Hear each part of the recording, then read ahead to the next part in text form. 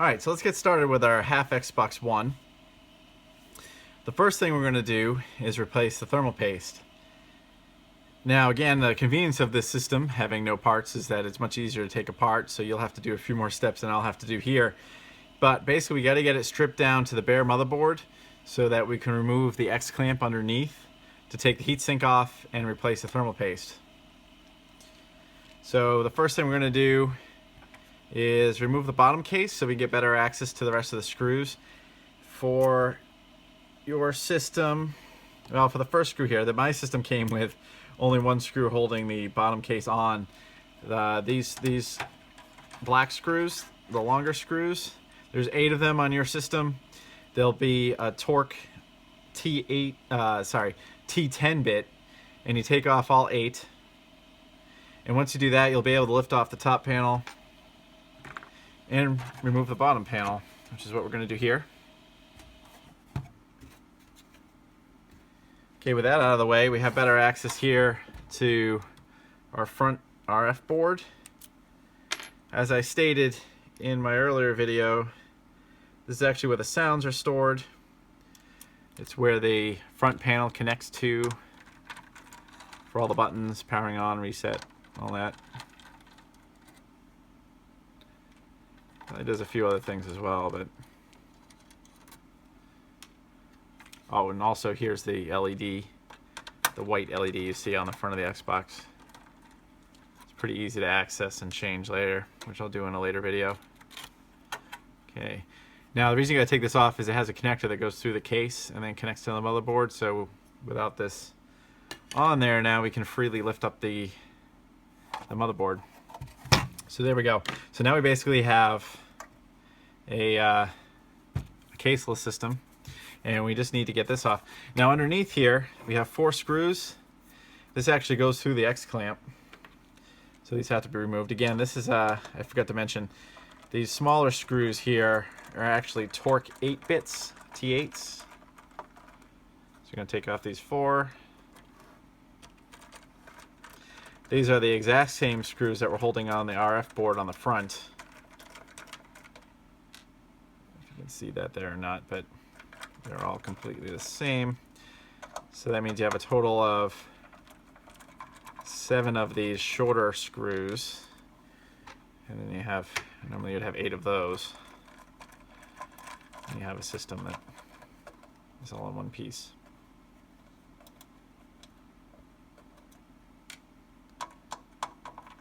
Now I had mentioned you would want to do this on just about any system that you have to take apart for any other reason. Microsoft uses a thermal paste. It's probably fine, it's adequate, but the best thing to do is change it out with Arctic Silver 5. See if you can see that. It's actually easier to see down here, I suppose. But yeah, it comes in these little tubes. This cost me about $6 on eBay, and it'll last you a long time. It's a very small thing here. Let's see what it says. Yeah, there's only 3.5 grams in this thing. Let me change the light here a little bit so I can. Yeah, 3.5 grams. This is made in the USA. You can.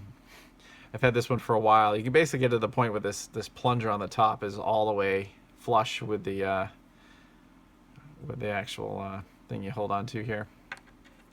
Anyways, so I get rid of those 4 black screws. Now we still have a couple more. This system seems to have 4. I think that's typical. So these silver screws, these are also come off with Torque 8. And these screws happen to be just below the power port there, or the power plug, probably to prevent damage from excessive stress from hanging off the system there. And same is true this side. This is actually the USB 3 port in the front left side. Again, probably a good idea to keep that port attached to the hard case as much as possible. Avoid any kind of flexing.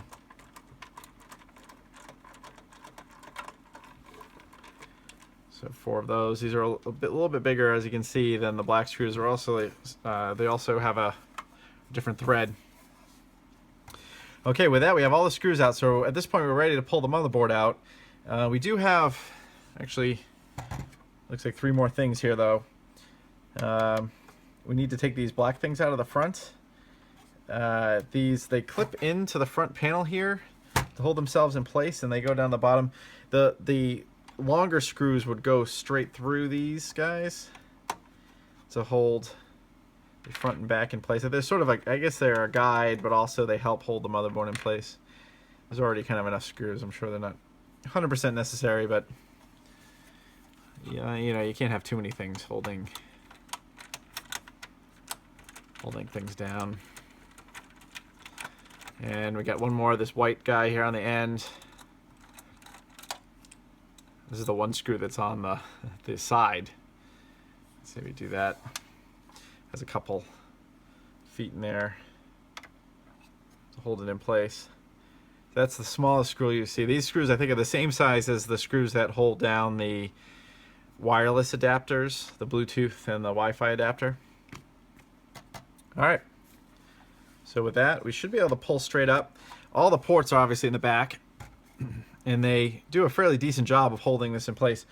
You have much fewer ports. You only have the RF board in the front and this USB here on this left side. So it's better to pull up from the front side, I would say.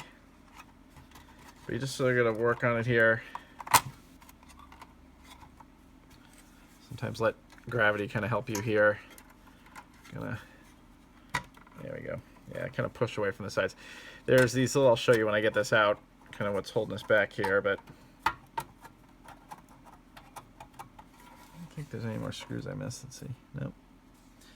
Yeah, so there is a little peg here, aside from the screws, that's holding things in place, so you can't just pull sideways with that. Kind of got to pull up first, which is a pain, but as I said, the idea is to keep things from moving around too much. There we go. So maybe I was wrong. Maybe you want to pull up from the back. Let's try that again. There we go. There. All right, so that's back in. See if pulling from the back is actually, yeah, you know what? Pulling from the back is easier. I've done this several times, but you tend to forget. A few months go by, you don't remember exactly what you did the prior time, but there we go. Oh, yeah, so here you go. So this is that nice metal cage. Again, I only have the bottom. It'd be nice to have a top eventually, but not a huge deal. All right, and here's the bare motherboard. Well, almost bare. Let's look at this giant heatsink and fan on it. But we'll do away with that in a second. So to get the heatsink off, we actually go to the bottom of the board here. And now I have something called, it's an Xlamp removal tool. You could use a few other things. You could use a flathead screwdriver of some sort and pry. The idea coming from this outside and then kind of pushing back like that. It works fine, but you have to be very careful because it easily pops out and it's sharp here. So it could pop out and you could scrape the motherboard, ruin a trace. There's a lot of little traces here. And this is actually the CPU GPU. So every trace here is incredibly important. So I have this thing called the Xlamp removal tool. This was originally designed for the Xbox 360, but it works on the original Xbox, the OG Xbox, and the Xbox One as well. And this is great. So basically you put this in here and then you push up, bam, and it pops right off. And you can go around and do that at least once more. And once you get 2 of them off, the others should just sort of pop off here. Or not. There you go. Okay, so you can also find these on eBay for about $5. Maybe I'll put a link in the description, but they're very handy. Like I said, you use a flathead screwdriver and do the same thing. Again, as you saw there, I was kind of wrenching this way. You would do the same thing with a screwdriver, kind of wrench that way. But they've done a pretty good. There's not too many components right by here, so you got to be extremely careful. I suppose what you could do is put some sort of thing down You know, maybe, I don't know, just something thin or metal or something that's at least protect the board. I'll let you decide. But anyways, with this off, there's nothing holding the heatsink on. So I'll flip this over again. Now, because of the temperatures and everything that this gets to, the paste, the existing paste, has heated up and cooled down so many times that it can be kind of stuck. So we're going to try to, there we go. So we're just going to, we don't want to pull too hard, but just enough to kind of pop it like that.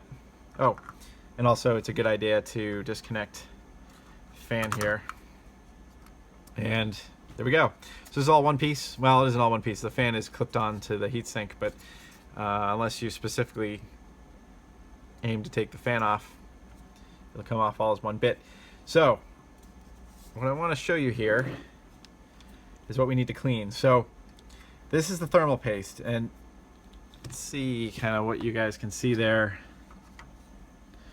Try to get a little bit closer of a view. There you go, with some light there. This paste is not pasty at all. It's completely dried out. And you'll see the new stuff that we're going to use is still, it's not a liquid form, but it's, I mean, I guess you consider it a liquid form.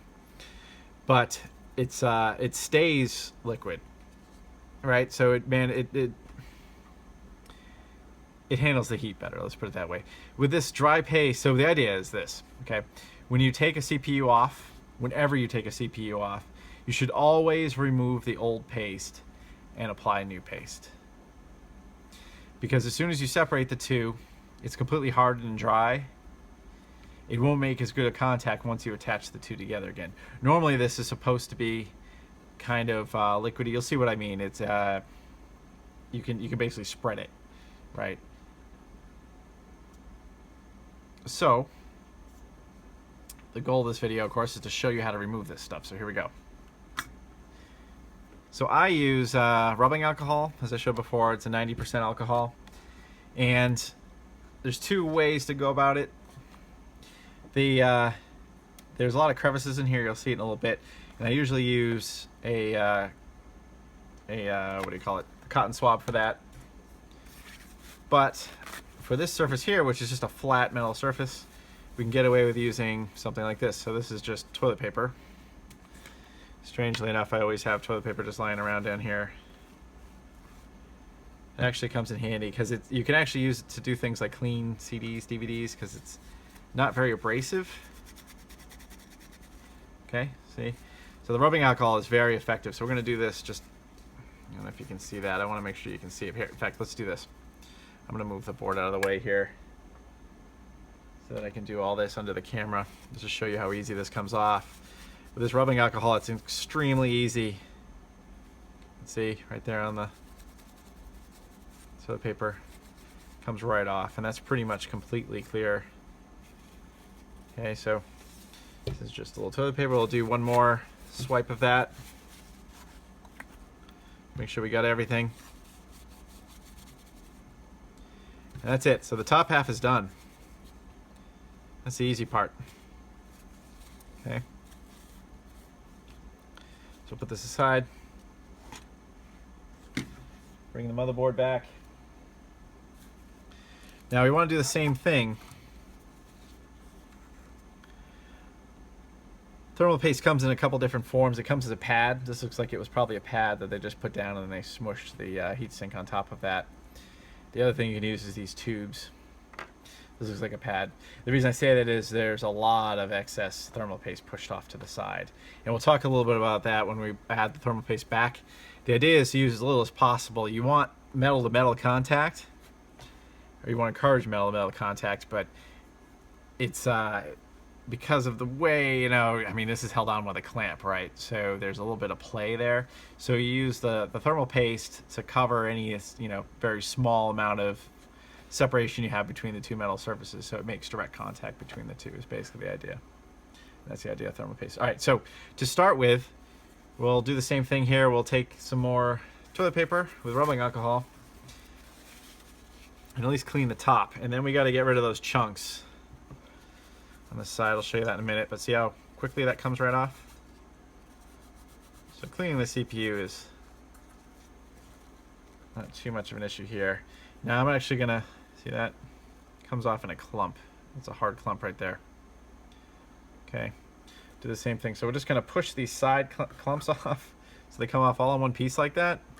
If you can do that without working it into, there's a metal board over this thing and a bunch of little, I believe they're capacitors. A bunch of tiny little chips here on the outside. So you basically don't want to smush this thermal paste into that. So you know the piece comes right off. So let me get the last one here.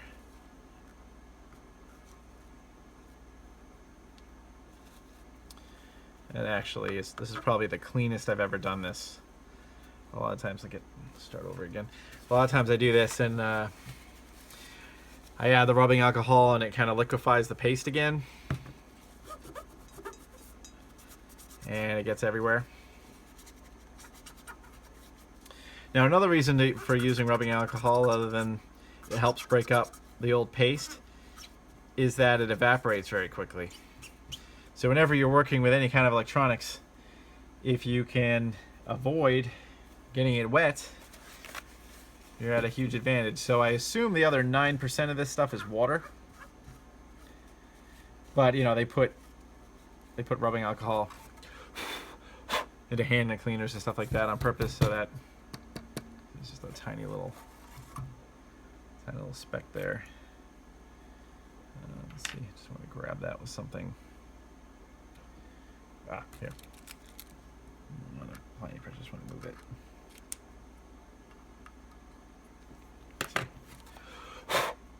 Alright, there we go.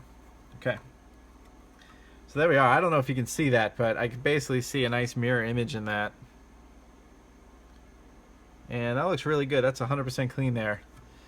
So there you go. So if you got all the old paste removed, and again, I'll just show you, these are all the chunks that we took off. See, they're all just hardened. You know, so it's basically crap. Okay, so now we're going to put the new paste on. Now again, liquid's the term. I know I keep jumping on that. I'm not sure what the right term is for this. But when I say liquid, you know, it sounds like something you would put on a surface and it would sort of roll off or spread off. This is, I guess, paste, right? Paste might be the right term. Oh. So to mention, you want to use this very sparingly. And so much so you put little drops, and then I have a little spreader here. Just a little metal spreader. This is like a, if you've ever done any kind of wall patching or anything, you use a trowel to kind of spread it out. That's basically what this is going to do. Now, one thing I wanted to show you while we're doing this is that this is something you can do on, or you should do on PCs as well. So if you bought a PC or building a PC, you might at some point have to deal with adding thermal paste again or removing old thermal paste and putting it back. So I have a couple examples here. This is an older AMD chip from the early 2000s. This is, I forget what it was called, the Athlon XP 2200, I believe. And you can see here the CPU itself is tiny. And you would just put a little, they always say the amount of thermal paste you want to apply is about the size of a grain of rice. Especially for a small CPU like this, you just put a single grain of rice there. And this is a desktop processor. And then here we have a mobile processor. This was out of a Dell laptop. It's dated 2006. This is probably one of the early dual core chips, the Intel Core Duo or something. The CPU die size there is about the same as this one. It's more square, of course, but again, you put about a rice or not a rice patty, a rice grain size on that. But when you compare that to the Xbox One, you can see it's a much bigger die there. So we have to use several grains of rice. I usually do about 5, so I'll show you kind of what I do here. Now, this is bigger than your normal CPU for a couple reasons. On the Xbox One in particular, this is the CPU GPU. On the original Xbox 360, there were actually 2 side-by-side chips. There was the GPU, which is the graphics processor, and the CPU, which is the main everything else processor, right? All the input outputs, a lot of the game AI and everything. So this is all combined into one die, so it's a larger die.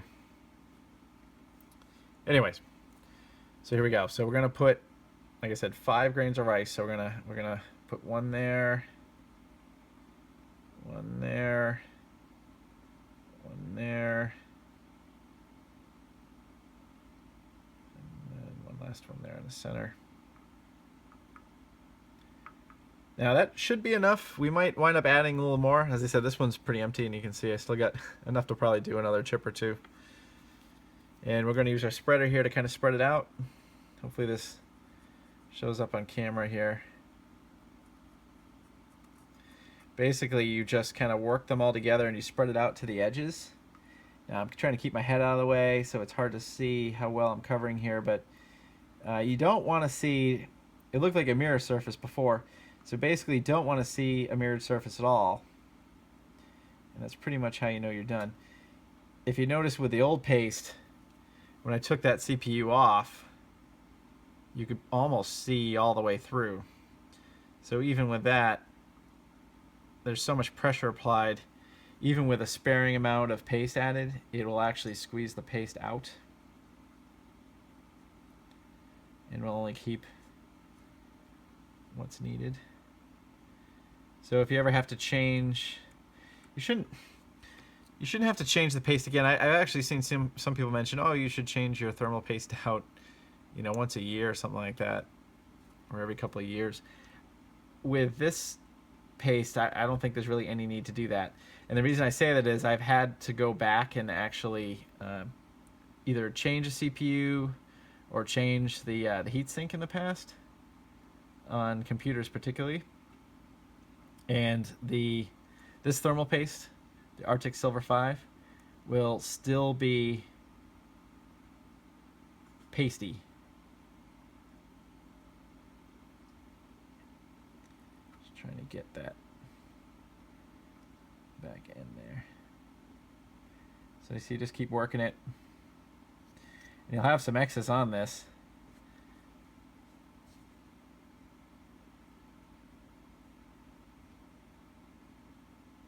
But that's okay.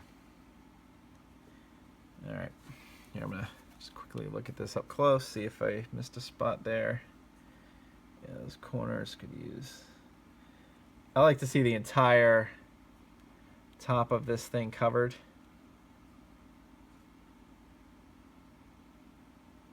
But yeah, so I've been moving around. I don't know if that shows up on camera, but you can't see any shiny spots at all. And that's it. So there you go. So basically that's applied. There's a little bit of paste there that's on the metal side here. Honestly, that isn't really too big of a deal. If I try to clean it up, if I try to get OCD on this here, well. So you can use the same rubbing alcohol to clean this off, right? Now we're going to take a little Q-tip. I didn't actually use Q-tips in this case. So just for the heck of it, we'll just clean this off. You don't need to worry about this side. This won't actually be touching the heatsink, so there's no need to have paste on it. So I'm doing this more of a OCD kind of thing than anything else at this point. There. Just a little bit there as well, just so it looks all nice and like I intended to do that. Okay. There.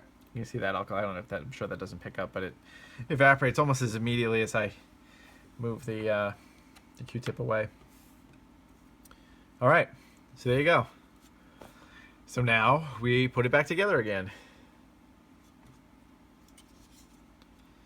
Now for the Xbox here, if you still have the fan attached, it makes things quite a bit easier.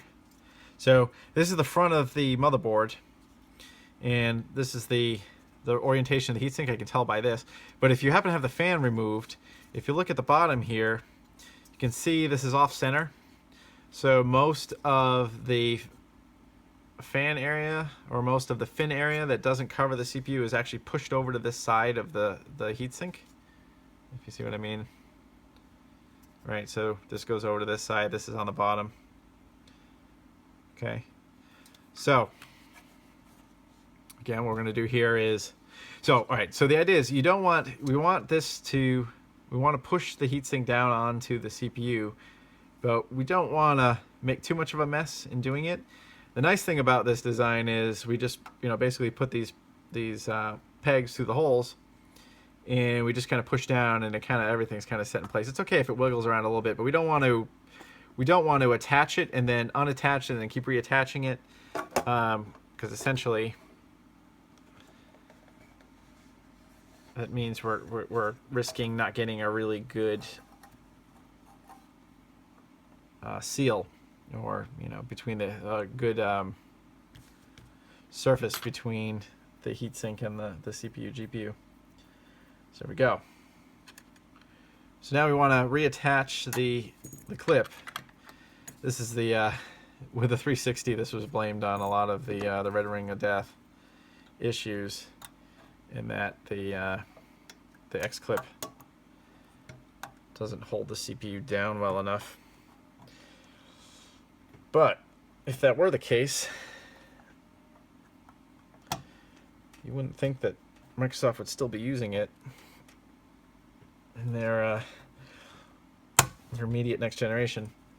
So there we go. Yeah, so basically you get those two clips in, and then you push these others down, and you get that nice satisfying click.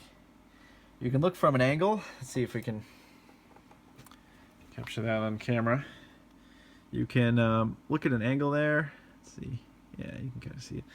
And just to make sure that your end of the clip is in, there's a little bit of an indent there in the peg that the X clamp rests in. You should just want to go around and make sure the X clamp is in all those pegs, and it is. So that's good. Like I said, it's okay to fill around with it a little bit. It's not too big of a deal. In fact, you can see it actually moves around a little bit. Now that stops once you screw the motherboard down, and like I showed, those 4 black screws that are through the bottom of the metal case go straight to these pegs, so it helps hold the heatsink in place, even with this X clamp, which literally just applies pressure but doesn't keep things still. Okay, so we want to make sure we reattach our fan here. Although this fan's gonna go away pretty soon in my next video.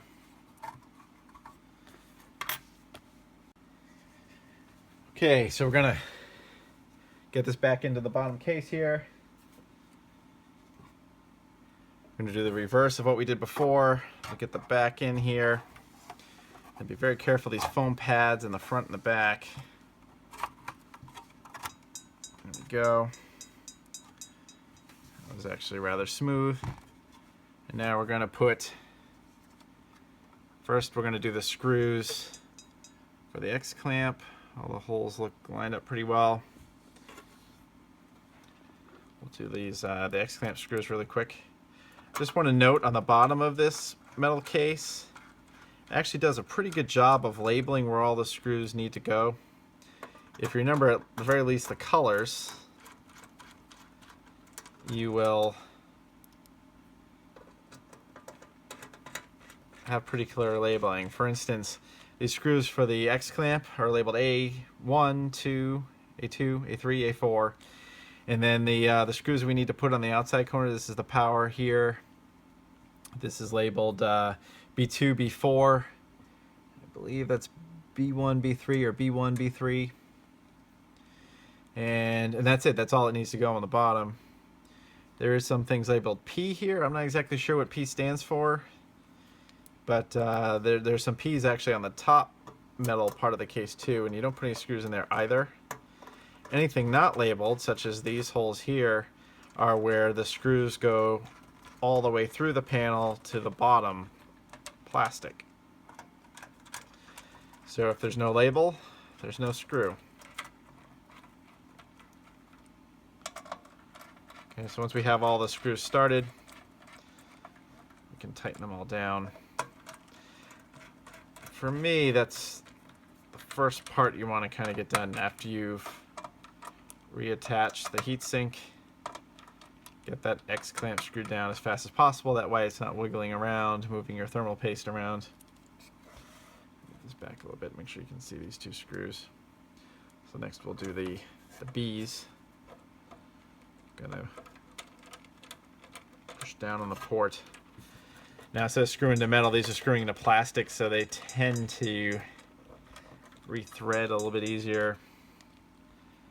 These screws are kind of rough too. They're don't have nearly as much thread as compared to those metal screws.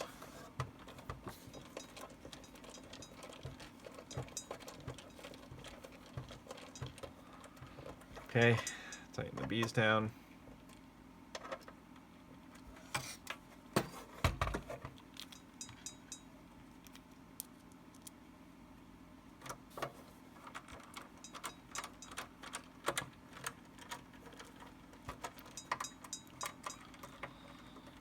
Go. And one more here. And then we'll put in those top pegs, and I think we'll call this a day. We'll call this a video, rather. This will probably be the last video I record today. Oh, also, I want to point out, so I ran out of space on my phone. That's why there's kind of a couple jump cuts here. And I was downloading the pictures onto my PC, the same PC I had that new external USB drive in the case. The video I'll post just before this one. And I had mentioned that when I was reformatting the drives, I had some difficulty with the drive connecting, disconnecting, reconnecting. Anyways, I was having the same problem with my iPhone as well, so it's not the Collective Minds USB hub that appears to be the problem. The problem appears to be my PC and USB devices right now. It got to a state where eventually I was able to copy all the files without having to reconnect it 20 times, but I'm not quite sure what's going on there. I'll have to look into that. So again, yeah, so I mentioned a couple times. I'll probably edit that out of that video a little bit. My talking about the disconnecting and reconnecting, because I don't think it's an actual issue with the drive, so I don't think it's fair to hold it against it, or even really mention it for that matter. We'll see. Anyways, all right, so we got these last couple clips. I'm just going to put these two clips in there. Let me try to get it there so I can see it. Let's just clip in. There's no screws. Again, it kind of guides these larger screws from top to bottom. There's two of them here in the front.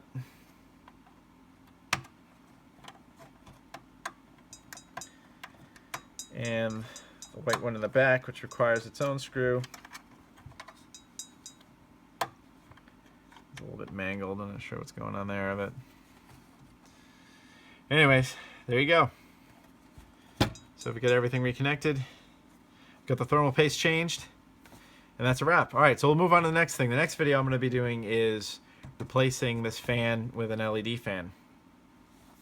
So I'll see you in my next video.